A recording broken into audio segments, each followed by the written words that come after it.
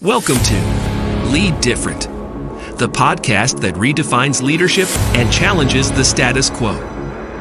Hosted by Daniel Dominguez, founder and CEO of Why Not Leadership. This show is your compass to becoming a better leader through the power of self-awareness. Good leaders foster teams that are engaged, empowered, and energized. Join us on this transformative journey as we equip you with the tools and insights to lead different. Get ready to challenge the ordinary and embrace self-aware leadership. This is Lead Different. Subscribe now. Discover a new era of leadership. Lead different, because great leaders change the world. Hello, everyone, and welcome to the Lead Different podcast. I'm excited to introduce you to our guest today, Tamara Skye. Tamara Skye is the founder and CEO of Center Gravity. She is a strategic advisor, a leadership developer, and a performance coach. She helps leaders who are chartered with leading transformations achieve stronger outcomes and success by sharpening the forward vision, creating realistic strategies, then understanding the limiting beliefs that might be impeding change and challenging them to continually grow their own skills. She believes that leadership at its core is about consistently and authentically connecting with others to help them achieve success. So let me introduce you guys to my good friend and your future coach, Tamara Skye. How are you, Tamara? I'm good, Dan. Thanks so much for having me today. Thank you for being here. I'm excited to talk to you. It's been a while since we last spoke. We got a chance to see each other at the YCon earlier this year. So that was a lot of fun to get to see you in person. It's not often when we, in this virtual world that we live in, where we meet a lot of people throughout the world. I have clients all over the world, and I got to meet you a few years back in person in Arizona at the International Coaching Federation conference that Gary and I presented at. So that was a couple of years ago. Then 2022. 2022. Can you believe it? It's already been 2 years. Then you went through the process of becoming a Y certified coach, working internally at your former company. And now you are the founder and CEO of Center Gravity Coaching. So you've been on your own now for a little over 6 months. How has that been going? Oh, it's a whole different world. It's definitely different than showing up for a lot of meetings every day. Like having to, own my own calendar in a different way, fill my own calendar in a different way. Instead of having everybody demanding my attention, I'm out there knocking on doors saying, hey, give me some attention. So it's been a very different world to start to navigate. Well, you've got to, I love that part, the part of the introduction where we talked about the fact that first of all, you're a strategic advisor. Secondly, you're a leadership developer. And third, you're a performance coach. A lot of people might say, okay, what's the difference between a strategic advisor, a leadership developer, and a performance coach? Talk us through those three different roles that you play as an optimizer of human performance. Yeah, it's a great question. So as a strategic advisor, I'm able to take the years of experience that I have, really leading large-scale transformation in corporate America. All of the lessons that I've learned as an advisor, I'm able to go in and help people, in essence, navigate some areas faster so that they don't have to make the same mistakes. So I'm able to go in and really understand what it is they're trying to achieve, and then give them insights into what other companies have done. So again, they can, I guess, accelerate is the best word to use, their progress and get to the outcomes even faster. So that's a level of expertise that I can share because it's advisory. Right. As a leadership developer, that's really about growing others. One of the things that I have loved in my career is all of the opportunities that I had to work with people who were rising leaders, who maybe didn't even know they had leadership skills, and being able to bring them on that journey and walk with them and help them become some really amazing, powerful leaders today that are out there serving others. So that's a really important part to me, because I think if there's one thing this world can always use more of, it's great leaders. So huge part for me. And then the performance coaching is something that I kind of fell into along my journey, because I was pulled into underperforming organizations to help them become high performing. And the performance coach aspect is where I really learned how to understand the innate strengths that each person brings into the organization and their own skills, and then help them amplify that and sort out how that really fits into the broader vision. It increases engagement. It increases their desire to learn and grow more. And overall, it increases the outcomes an organization is able to achieve. So the performance coaching is really centered around helping people go from, kind of that everyday, yeah, I'm here, to peak performance where the company and the person are both getting the absolute best that they have to offer. So of the three, Tamara, which one do you just if you were going to do one? I don't, this is a hard question, but This is a I know hard question. you're probably really good at all three. But if you were going to do only one, which one do you absolutely say, you know what, I would only do that if I could get 10 ideal clients for that specific work? I'd do it in a heartbeat. That's like asking your favorite child, Dan. That's unfair. I think though, if I were only really going to do one right now in where I am, it would be leadership development, because I think that's the one that has the largest ripple effect. When you Yeah. really take the time to grow new leaders and help leaders understand what it means to be a leader who's coming at things with authenticity, who's putting Right. people first, who's really looking at what so many people call the soft skills, but what I say are the hard skills, because they're the people skills, and they're learning how to navigate those. There's just such an astounding ripple effect that happens, because they go into an organization as a better leader, and then they begin grooming better leaders, right? They begin developing better leaders. And so those folks, advance, they move up, Mhm. and they go to their next organization that now they're running, and they're that better kind of leader. And so you see just this repeatable effect that happens from really great leadership development. Great leaders make great leaders, right? There's that, and we talk about it. And it's easy to see in sports, Tamara. You see a great head coach that has a bunch of great assistants, and then a few years later, those guys are all head coaches, right? And then their assistants are Exactly. becoming head coaches. So I truly I can see where that ripple effect is so positive. What's the, and obviously you're on the Lead Different podcast. So what do you see? What is it? We believe that if you lead the way everyone else does, you're going to get the results everyone else gets. Mhm. If I'm working with Tamara, what am I going to get that's different? How is the leadership training and development that I get with Center Gravity going to be different than what everybody else is doing? So I really have a strong belief that an average leader is never going to create a high performing organization. And so I want to get people to be high performing leaders so that they can have high performing organizations. And for me, that means creating a very different level of trust and transparency with everybody in your team, with your direct reports, with their direct reports. Like there has to be a very different level of truth, of authenticity, of consistency that comes about in order to have those. So, kind of going back to what I was saying earlier, people call them the soft skills, but I think they're the hardest skills of all to master, because it's psychology based. It's learning to understand what motivates each individual at their core.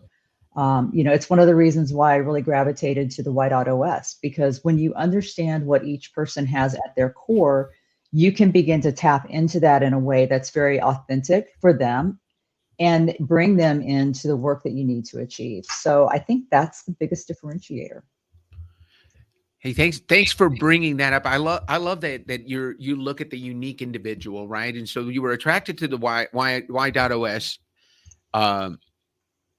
assessment. We call it a discovery, but Mhm. learning what drives people is so important. And I always say it all starts with self-awareness. I think good leaders want to be self-aware. They want to know their strengths. One of the first leadership books I ever read was talked about the 4 steps of Jesuit leadership, and the first step was self-awareness, understanding your strengths, understanding your challenges.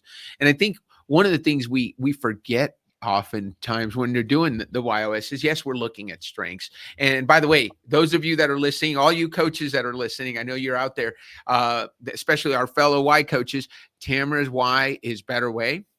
Mm. Her how is challenge, and her what is trust. So one of the reasons I asked her the question, how is what we're going to do with Tamara going to be different? Not only is it going to be different, it's going to be better.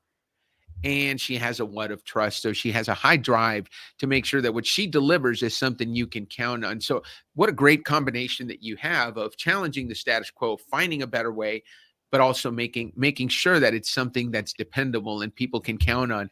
Um, how have you, as you've done this now as an internal coach and now doing it as an external coach and consultant, what are the biggest insights that you're getting when you do the Y.OS with leaders? Oh, wow. The how is real. Like the why is important, but the how, that's the thing that can really either launch people or get people really stuck. So if I'm working with somebody who has a how of makes sense and they can't get beyond that, they just keep, but it doesn't make sense. It doesn't make sense. Like part of my job then is to help them say, okay, it's not making sense to you. And what is the other value that might be here? Like, what happens if you can't make sense of it? How do you get unstuck from trying to make sense? Mm. So being able to really bring that in and move sometimes people past that if it's become a deficit for them into the so what, like for me of trust. So maybe the so what for them is trust, or maybe the so what for them is challenge, but getting them to be able to, I guess, lean into using their how for good and not letting it derail them from getting to the end game of what. I love that you said that, Tamara. We were Nikki and I, our COO at Why Not Leadership, were talking yesterday, and she was talking about the importance of the how, because she's makes sense, mastery, contribute. And Mhm. she said, and I don't know if you've seen this, Tamara, but the how really does show up. I'm contribute, challenge makes sense. And if people meet me, they think challenge because I'm Mhm. loud, I'm obnoxious, I'm different, I'm out of the box. I mean, my podcast is called Lead Different. My company is Why Not Leadership. Everything about me screams challenge, but my why is actually contribute. In everything I do, I want to make a difference. But I think because it's our how, it's how we do everything. It's what people see. Would you agree with that? Do people see your challenge before they see your better way or your trust? Absolutely. When I first discovered my Y.OS, challenge didn't really surprise me because I stepped back and I started thinking about all of the times in meetings where I had said, do you mind if I just go ahead and play devil's advocate for a minute? And Right. used words like that because I wanted to challenge the groupthink that was going on. Or I Mm. wanted to make sure we had thought about what else could it mean? What else could it mean, in fact, is my absolute favorite coaching question. When people get stuck in their story, well, they did this and it means this. Well, what else could it mean? And I get people to give me three other things that something could mean because it makes them think outside the box and get out of their story. So when I started thinking about this whole challenge thing, I'm like, that just makes so much sense. Being told when I was, I don't know, in the seventh grade that I was being difficult because I challenged a teacher. Uh, Right. it's very inherent and it's been there for a long time. So you identified with the challenge very quickly. And I'm sure the better way was there because I think challenge and better way tend to vibe well. They're both very creative wise. We're both looking to do Definitely. things differently. I always like to joke that challenge people will do things differently just to see what happens. Better way people will do it differently to see if it's better. And if it's To see better, if then it's better. yeah. And which is great because for you, you become your own filter, right? You have the challenge and you have the better way, Yeah. both embedded into what you do. Oh, great. I'm glad you brought that up. Your middle school or being young. When do you think, when can you remember that challenge or that better way or that trust? When in your young adult life or as a teenager, when do you remember the first time you said to yourself, why do we have to do it that way? Or there's got to be a better way to do that? Can you think back to a time when you really started honing that gift of looking at things differently? This so many times, Dan, so many times.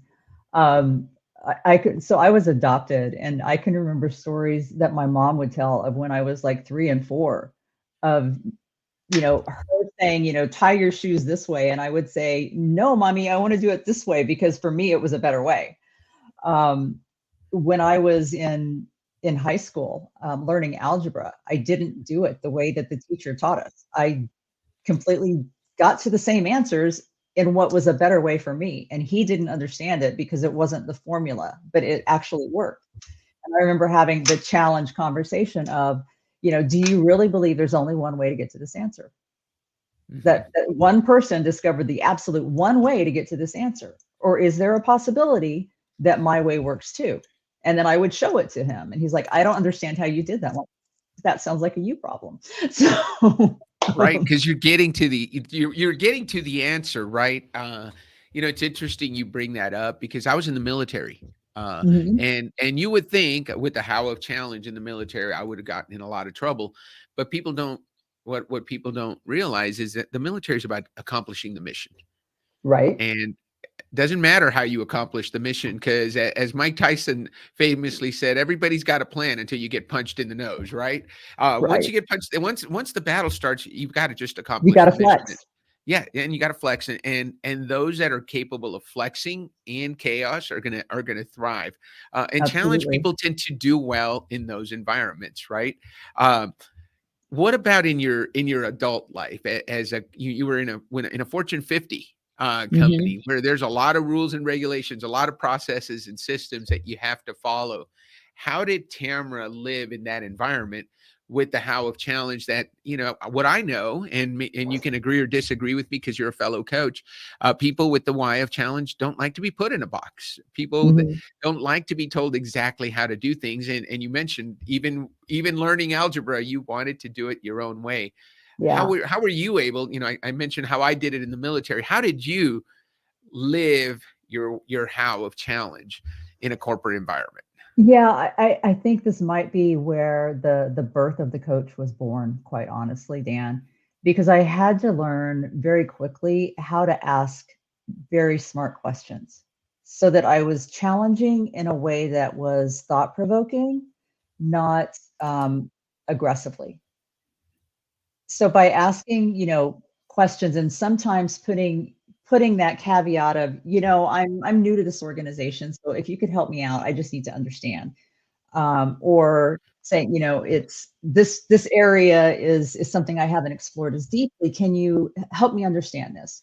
And challenging in that way. So it was always giving the person who I was challenging, I guess in some ways, still the authority that they had in their position, because usually it was somebody who was much higher ranked than I was.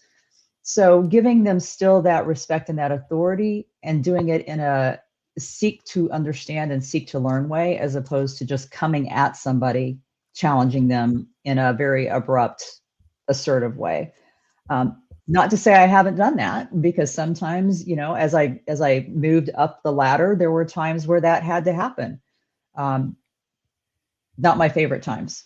I would rather challenge collaboratively than anything else. Sounds like you learned the valuable skill of, a mentor once taught me, you can say anything to anyone as long as you say it nicely, right? Yeah, You can challenge anything as long as you challenge in a way that allows people to keep their dignity and exactly. their honor. Because, if you challenge them to the point where they have to defend themselves, then you put them in a different situation. You So that's do. great insight, Tim. And let's have some fun with this. Tell us of a time when you didn't do it the right way, and how did it turn out? And if you can remember a time maybe where you said to yourself, I could have handled that differently. And how did you fix it? Because I think a lot of us who have challenge in our top three, Mhm. we will get ourselves in trouble at one time or another. So if there's a leader out there who maybe just did it today and they're listening to the Yeah. podcast, can you think of a time where maybe you didn't do it exactly the right way, but how did you overcome it? Yeah, so there was a time with my boss, actually, and he and I worked very, very closely together.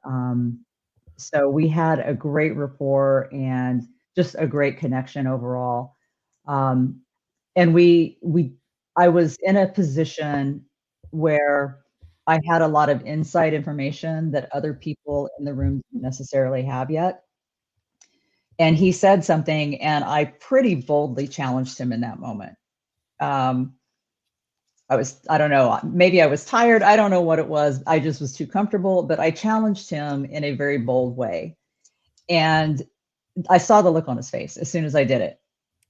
And I was like, oh, whoops. I think I just did not do that well.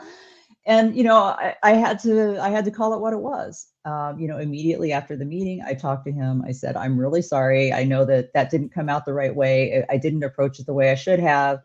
And he, at that time, said, hey, I never have a problem with you challenging me, but in something like this, please always do it behind a closed door with just us. And it was really fair. And I was still young in my career. And so it was a really important lesson for me to learn that even somebody in the position he was in as a CIO, he didn't have a problem with me challenging him. He had a problem with me challenging him in front of other people. Right. Those career limiting moves, as we like to call them, right? It could be fatal flaw. Yeah. And Don't want to have a fatal flaw. And it's great that your boss was able to take it and turning it into a learning experience for you, which you obviously have taken and done well with it. Tell me about one of the things we talked about in the introduction is the impact of limiting beliefs. Mm-hmm. That is something I think every coach deals with. Every person who's seeking coaching comes to the table with some limiting beliefs, and even us as coaches have limiting beliefs. Tell me what do you think the impact is that it has on people in their life and in their careers? Yeah. So the impact of limiting beliefs is massive, actually. I hear people say all of the time, I don't have time, or I couldn't possibly. Uh, I hate failure. There's all of these things that we hold. And every single time we're saying something like that, we're telling our brains it's okay to not even try. A lot of people will talk about affirmations and things like that because of how they affect the brain, which we could actually get into a little bit if you want to. But when people are holding these limiting beliefs, it's telling your brain no need to exert the effort. Just we're good because we already know it's not going to work. We already know we don't have time to do it. So why even try to take it on? We already know that, we tried that once before and we failed. So we're not good at that. So when I talk to people about limiting beliefs, I think without fail, what I find is limiting beliefs are something that were gifted to us somewhere along our journey. Oftentimes when we were back in preschool or elementary school, there are things that a teacher said or that a parent said. We never have enough money. It's a big limiting belief. And when we look at these things, they're things that at the time served a purpose, but we keep carrying them. It's like a piece of baggage that we hold onto or a security blanket that we hold onto instead of saying, okay, if that served my 8-year-old self or my 12-year-old self or my 15-year-old self, is it really serving me now as an adult? And when we actually start to unpeel that, we find that it's not. And so then we have this opportunity to get rid of the limiting belief and replace it with an empowering belief that's actually one of our choice. So, I once had a teacher who said I wasn't good at math. I held that for a lot of years. I'm not good at math. And then even when I got into high school and I had that whole algebra fiasco, I still felt like I wasn't good at math because I didn't do it the way the teacher wanted me to do it. It wasn't until I actually got into my M.B.A. program. And by the way, if I thought I were better at math, I would be a doctor today because that's what I wanted to be. And the only reason I didn't go in and pursue that was because I believed I wasn't good at math. Huge impact as far as that goes.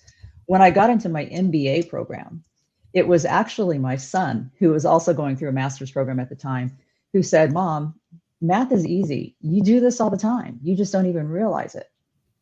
And he sat me down and he tutored me through what I needed to do for statistics and all these other things. And all of a sudden I was like, wait a second, I can totally do this. I do this. I just wasn't even acknowledging that I was doing this. And I created a new empowering belief and completely got out of my own way. Yeah. And I see that time after time with people. And I think it's not so much, especially when we look at your YOS makeup, Tamara, it's not that you were not good at math. You were different. at math. I You was did it different. differently, right? And that's so important to understand. I'm the same way. I'm really good at math. I don't like doing math. There's a Mhm. difference, right? There's a There's difference. stuff that we're good at. Just because you're good at it doesn't mean you should do it. Just because you can doesn't mean you should.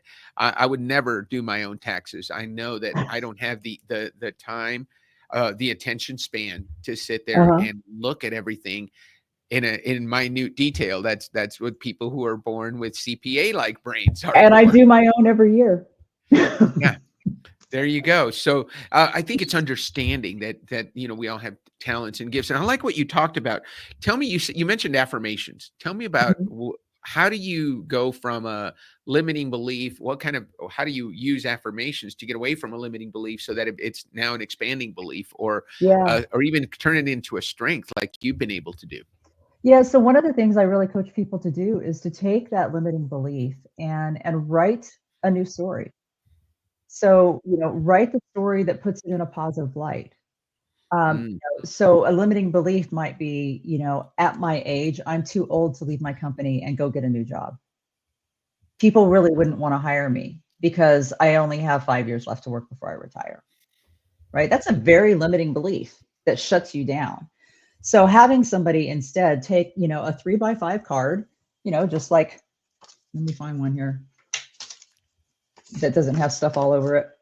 Take a 3x5 card, like this, and just write on it instead.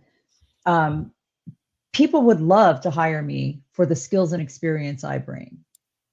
I have mastered relationships and negotiation and collaboration. The experience I bring is high value and would help others grow in their journeys.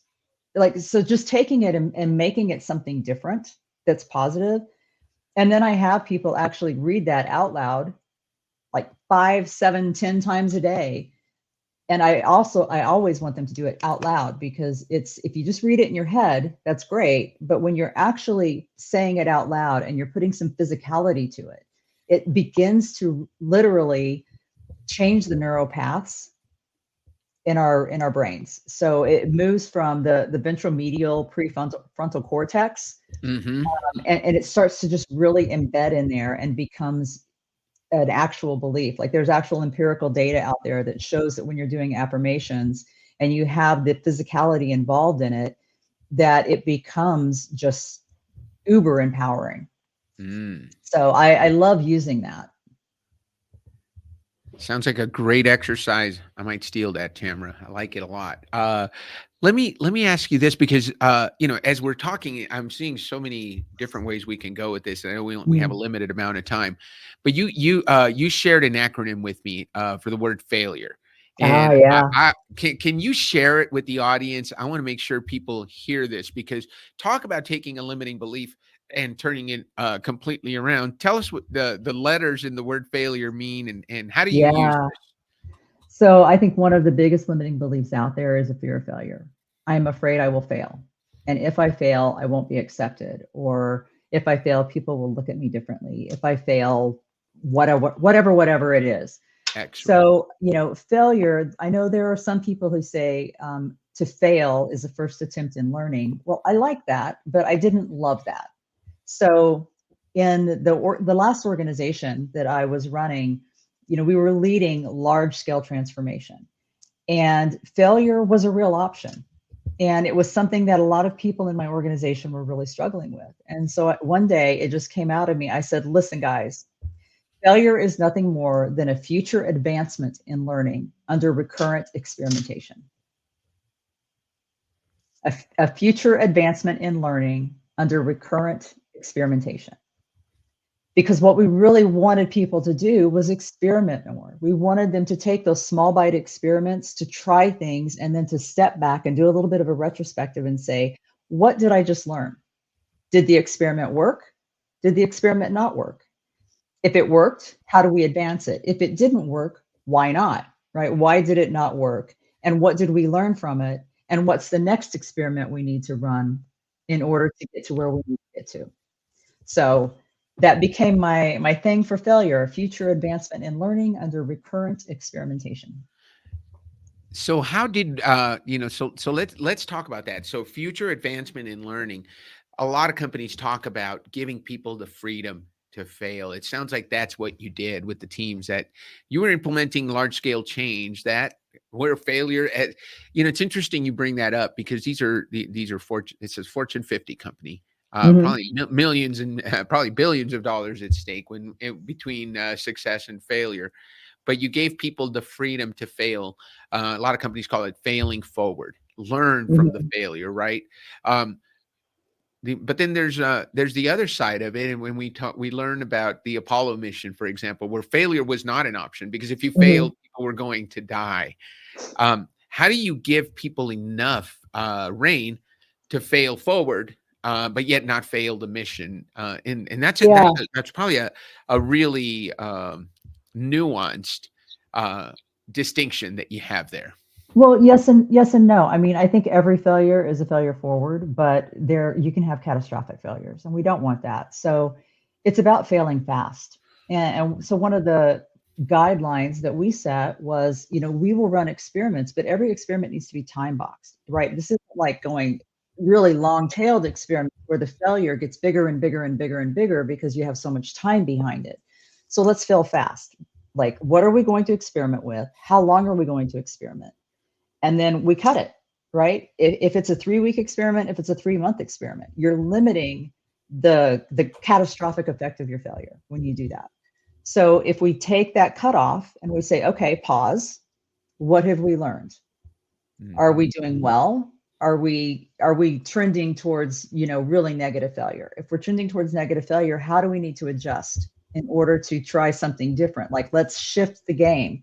So every time we were looking at strategy, every time we were looking at any of these, I would always remind my team that we're not chiseling this in stone. We're writing it in sand, which means it's very changeable. And I think what happens too often in corporate America is that goals, intentions, all of this stuff, it's put into a project plan or a product plan, and it becomes chiseled. And so everybody's held accountable to that. And people don't have the opportunity to say, hold up, this isn't actually working.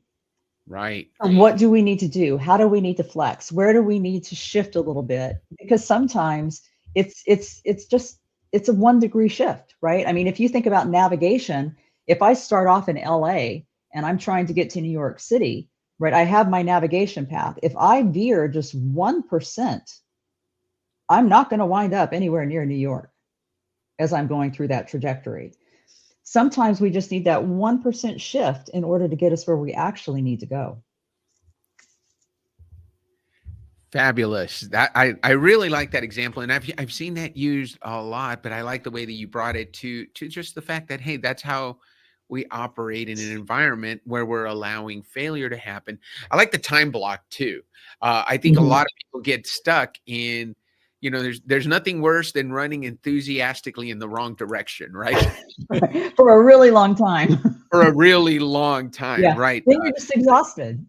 Yeah, I like you put a time limit on it and say, okay, so if it fails, we're only going to fail for 3 months, or if it fails, it's only Right. going to fail for a week. We're gonna Which we're gonna means come back and evaluate. right, because that means it's a manageable failure, right? It's Yes. not necessarily something that's going out to market that's a failure, but it's a manageable failure where we can say, okay, so what else? What Yeah. next? What did we miss? Yeah. Tamara, let me ask you this question, because this is important, and I want to be helpful to people who are listening, who are looking at Tamara and say, hey, I like what she's saying. Who do you love to work with? Who's if I was going to paint your ideal client, and maybe it's somebody you're already working with, but without giving us their Mhm. name, who's a client when they come to you that you say, oh, I know I can help them. I can't wait to get to work with them. What's an ideal client look for you for Center Gravity uh, LLC? Yeah, so I love working with people who are in transformation or leading change because I do believe that change is essential. Um, Too often, companies become very stuck in the status quo, and they don't want to change. They don't want the disruption that's involved in change. So I love working with leaders who are looking to shake things up a little bit because that's how we grow and move forward and make better products for people that we're out there serving. The second thing that I look for is somebody who says, What can I do? Because again, too often I talk to leaders who they want to lead change, they want transformation, but it's all about those people. They need to change how they work. They need to do things differently. I want people who are willing to say, how can I serve differently? How can I lead differently? Because it starts with the leadership. You're that people are going to say, Dan, you told her to say that, because the next question I was going to ask you, and thank you for that, sharing that answer, because that's really important. I wanted to know that. Let me ask you, the next question is, what does it mean to you to lead different? What does it mean to you to help somebody lead different? Yeah. For me, it's really about situational leadership. I don't think that there's not one flavor of leadership, and it's not a one size fits all. I've had people that reported to me who needed somebody who was really hands-on. They needed a lot of words of encouragement or words of affirmation. I've had other people who could care less about that. They wanted me to just give them a vision, tell them where they needed to get to, and then let them fly. I've had people who others said were problem people, and that they were brought to me to manage out of a company. And when I started talking to them and looking at their strengths, I was like, this person has a lot to contribute. So then I had to understand what motivated them. Like, why did they show up to work every day? What mattered to them? And when I gave them opportunities to lean into that, they became high performing people. So that's what leading different is to me. It's about understanding, again, the intrinsic motivations of each person, the skills that they bring, and how those skills can really contribute to the greater good. That's really good. I really like I think we've all been in those situations. I think as leaders, we've all had those people that we say, you know what, I can't work with this person. I'm going to give them to Tamara and see what she can do Yeah. with them. And like you said, you were tasked with the unenviable task of managing them out. And through doing some deep work and understanding them, you were able to actually find a gift that they had Yeah. in a way for them to not have to leave, but actually contribute in a different way. I will never forget the moment with this particular person that I have in mind, where we went out to dinner and my boss was there. And Right. after, my boss came to me and he said, wait a second, I thought that was the person you were supposed to be managing out. And I said, I know, right? And he's like, they're fantastic. And I said, exactly. It was just untapped. So, it's moments like that I think are really powerful. Now, the hard part of that is, as a leader, that means you have to be really actively engaged, and not actively engaged in the weeds of their work, actively engaged in the human that they are. And so again, I think that's a lead different moment for me, Dan, because I've never been a leader who is all up in people's work, telling them what to do day to day, checking to make sure they did it. I paid them really good money to do their jobs, and I trusted them to do their jobs. And if they didn't, we had that conversation. But where I was actively engaged was in who they were. I wanted to know if they had a parent who was just diagnosed with cancer, or if their kid was in trouble at school, and not to get up in their personal business, but because those are things that no matter how much we try to not bring them to work, we do bring them to work. So understanding who they were as a complete person meant that I could lead them as a complete person, not just as the employee who needed to deliver X, Y, and Z. That makes perfect sense. One of the things that I've learned as I've worked with teams throughout the years, and having done this work for about 5 years, I find that the YOS is kind of the fast forward button to getting to those motivations and beliefs and understanding. But you take that next step that leaders, I think if you're a leader and you're listening, you have to get to know your people and understand that what you're seeing is only a small percentage of their life, right? And so, Yeah. like you said, their kid could be in trouble, their mom could have cancer. I had someone I was working with recently who had their mother-in-law, and their father-in-law. One got cancer and two died within 3 months. Wow. Can you That's imagine hard. what that person's work performance was like during that period of their life? And oh, by the Right. way, they were also getting married a month after all this happened. Oh my So goodness. talk about a lot of life-changing things happening. But if you don't take the time to talk and have conversations with people, Right. you haven't built the trust for them to be able to share that with you. All Right. you're noticing is declining performance. Well, and I can tell you from experience, when you actually have those conversations as well, then you do develop a very different level of trust. So if you have to have a difficult conversation, it's so much more well received because they know that you see them as a whole person. And I've had leaders say, I don't possibly have time to do all that. And my response to that is if you get out of the weeds of the other stuff, you will. Right. It's What it, all about what you prioritize, right? Oh, Tamara, I love it. You took the words right out of my mouth. If you prioritize connecting with people, then you can connect with people. If you prioritize something else, then that's what's going to get Yeah. done.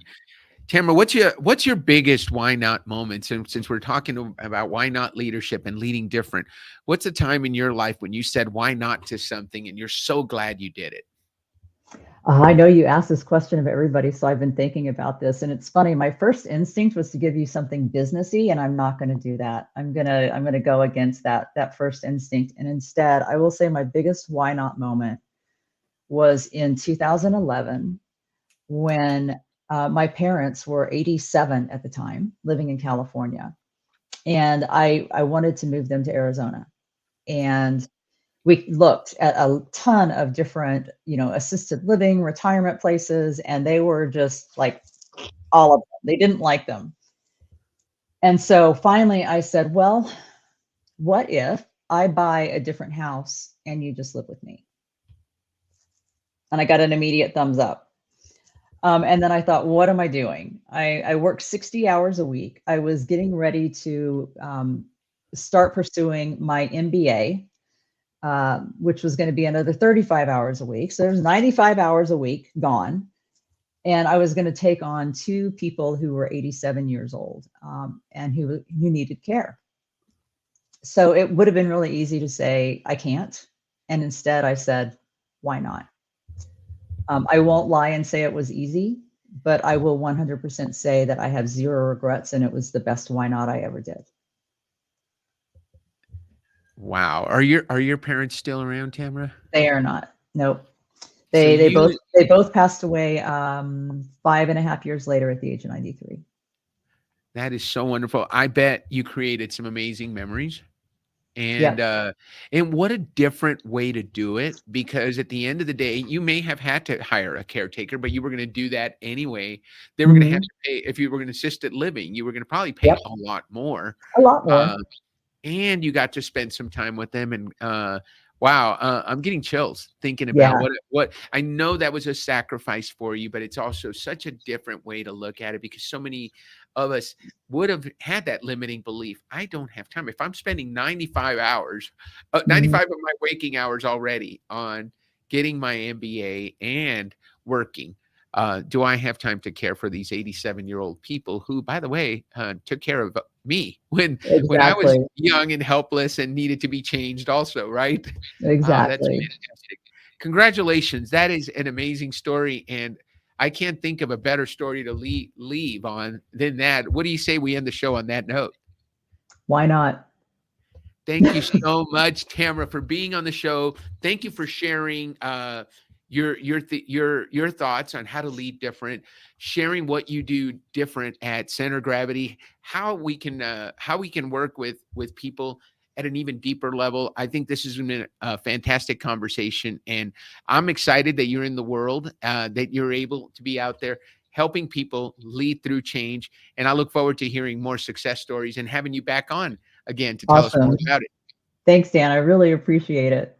Thank you, everyone. Don't forget to like the podcast. Don't forget to give us a follow. And if there's something that you like, don't forget to comment and share it with your friends. Have a great day, everyone. We'll see you next week on the Lead Different podcast. Bye. This is Lead Different. Subscribe now. Discover a new era of leadership. Lead different because great leaders change the world.